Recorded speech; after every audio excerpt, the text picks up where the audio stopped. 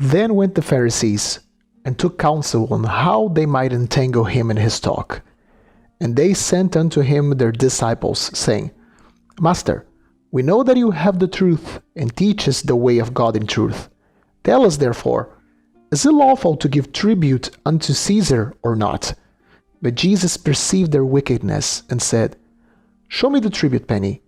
And he said upon them, Whose image and inscription are in this coin? Caesar's, they answered.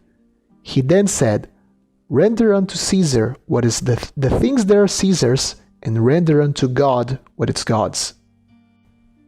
There are plenty of coins mentioned in the stories of the Bible, and the most famous one is the tribute penny. Which particular coin was it? Were there even pennies circulating 2,000 years ago? Let's try breaking down the story and look at some numismatic evidences to maybe, if not determine the exact coin, at least have an educated guess on which coin Jesus was most likely talking about. Let's go!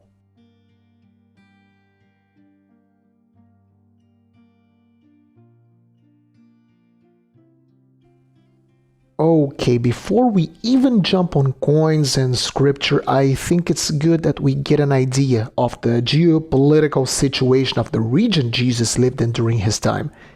The entire Eastern Mediterranean by the early 1st century AD was at the end of a century-long process of Roman conquest.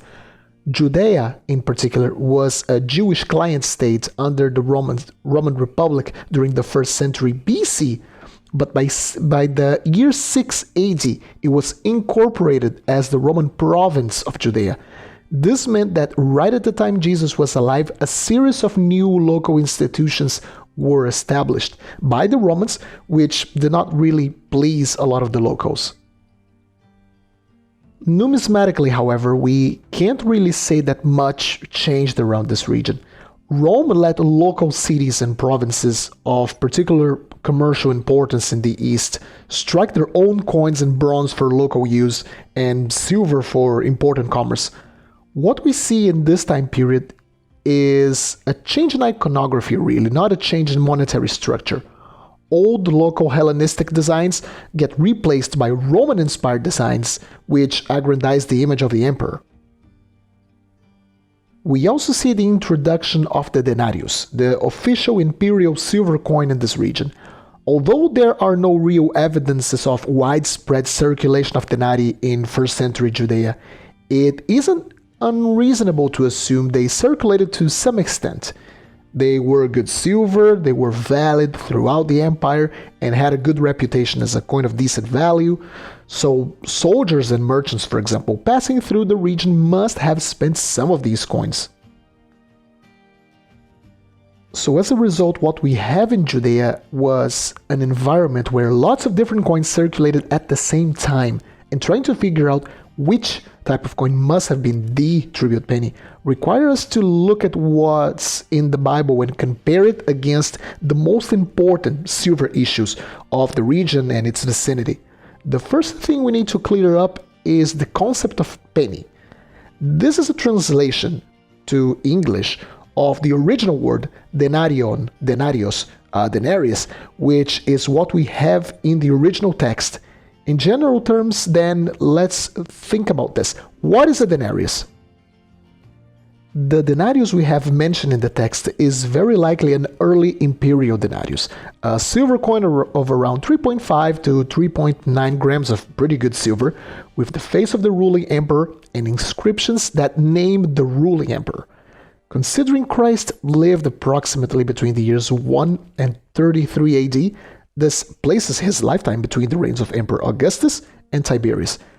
Historically, people have been pointing to the denarius of Tiberius being the coin Jesus was talking about, but it isn't that simple. Let's start by taking a look at an example I have. So these coins were struck between the years 14 and 37 AD at the imperial mint of Lugdunum, modern-day France, and show in the obverse the bust of Tiberius and the legends Tiberius Caesar, Devi Augustus Filius, or Tiberius Caesar, son of the divine Augustus, the emperor.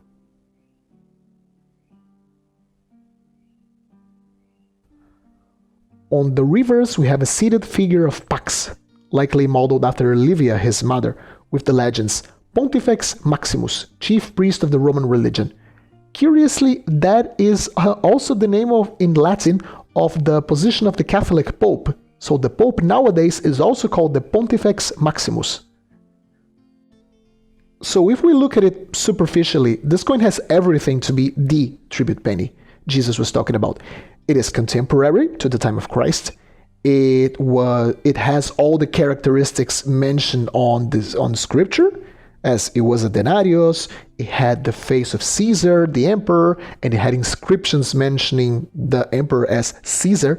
But I'll make the argument that it is very unlikely this is the coin he was talking about. You see, first we have a geographical and chronological problem.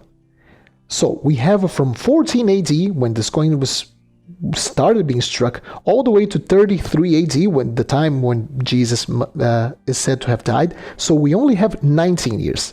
For a coin to be struck all the way in Roman Gaul to reach Judea, I mean, it is perfectly possible Tiberius denarius such as these ones could have been in Judea, but their numbers compared to other denarius-like coins in the region would have been so small that the likelihood of it being the coin is quite unlikely. The denarius, as in the denomination denarius, would only really become more present, more popular in the region around the 70s AD, when Vespasian issued the first emission of locally minted denarii at the city of Antioch. So that being said, let me present you some possible alternatives. Being minted in much higher numbers between 2 BC and 14 AD, the last denarii issues of Emperor Augustus had much more time to reach Judea, which they likely did in large numbers to pay for troops in the region and for the establishment of the new Roman authorities. So with that in consideration, let's first take a look at this example here, which I believe is a much stronger candidate for the tribute penny. On the obverse, we have the head of Augustus with the laurel crown.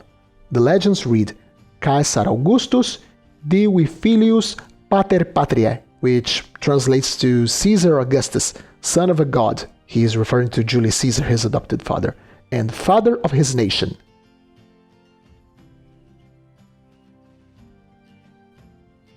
Heading to the reverse, we see Augustus trying to advertise his succession with his own two adoptive sons, Gaius and Lucius, shown here as Augusti Filii and Princeps Juventutis, or the first among the Roman youth and the sons of Augustus.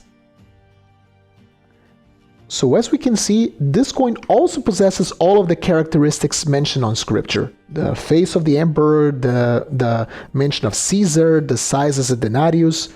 Add this to the fact that these were probably much more numerous than the later denarii of Tiberius.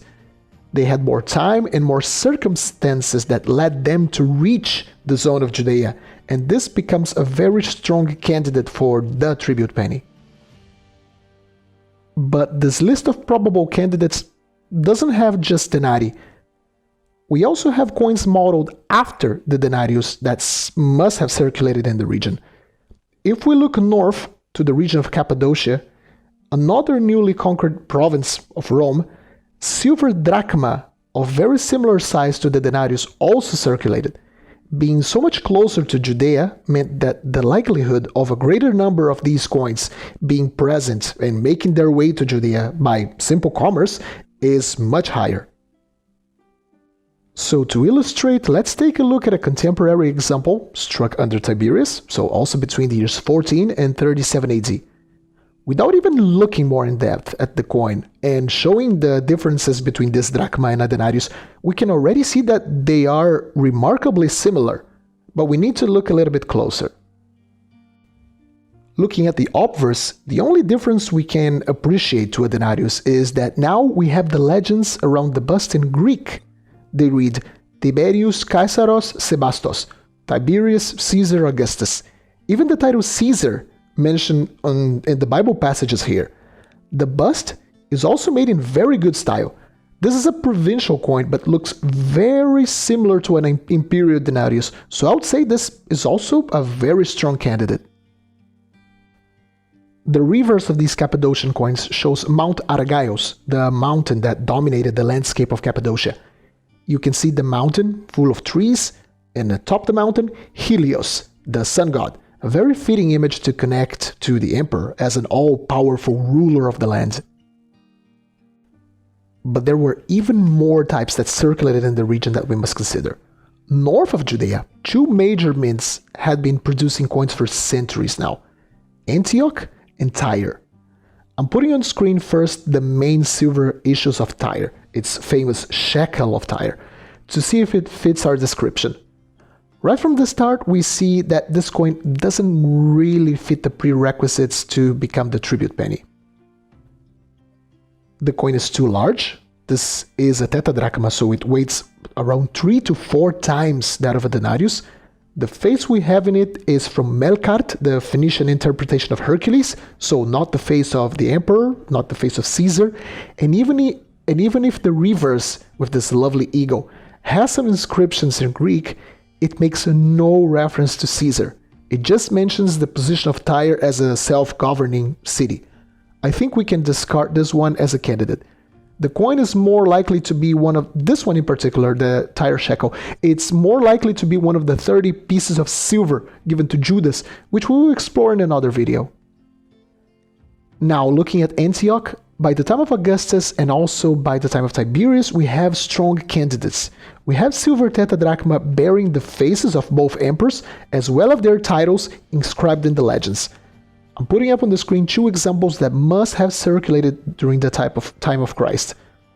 One of the Emperor Augustus, where we can see on the obverse the face of the emperor, and on the reverse the image of the goddess Tyche, the incarnation of the city, right next to the incarnation of the river that passed through it. And we also have this other example, a later tetradrachma, this time of Tiberius, and this one actually shows 2 emperors, Tiberius, and with a radiate crown, the deceased and now deified Augustus. Very similar coins, and they definitely circulated side by side. However, I would argue against these coins being the tribute penny, simply because they are not a denarius. They are tetradrachma, a much bigger denomination, used as an instrument for people to save and for bigger transactions to happen in commerce. So they don't really fit the same purpose as a denarius. So yeah, these guys I think are very unlikely candidates. But what about Egypt? Egypt was just to the southwest of Judea and was an economic powerhouse. By the time of Augustus and Tiberius, the Egyptian capital of Alexandria was the second city of the empire in size, just after Rome, so that it was a major city. And it was churning out millions of silver tetradrachma like the ones you have on your screen now. They also show the image of the emperor and also announce his imperial titles in their legends. So could they be the coin? It would make sense, right? For such a highly monetized region to export coins bearing the face of Caesar, so it could very well be the tribute penny. Sadly, no. I would say it's highly unlikely Egyptian tetradrachma were the tribute penny. And that has to do with the fact that Egypt was a closed economic zone. The imperial administration conducted a closed economy policy with Egypt. No foreign coins could enter Egypt, they had to be exchanged at the border, and no Egyptian coins could leave. People theorize why that happened, but this probably had to do with the strategic nature of Egypt, providing much of Rome's grain and other products. So, as a result, it is exceedingly rare to find ancient Egyptian coins outside of its old territory. Therefore, this coin type could not have been the tribute penny. The likelihood would be minuscule. Well, so we want answers, right? Which coin was it? We'll never be certain, of course, but if I had to pick a winner, it would likely be an Augustus imperial denarius.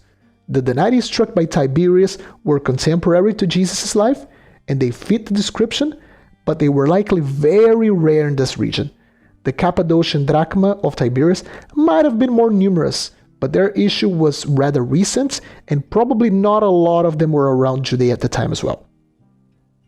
The denarii of Augustus, however, were struck much longer before the events of the tribute penny story. They were very numerous, and there were plenty of events before the reign of Tiberius and before the stories of the Bible that might have brought these coins to the region.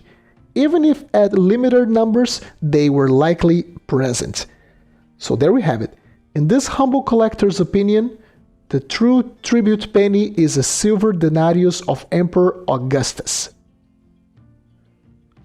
So how about you? Which coin do you think was the tribute penny?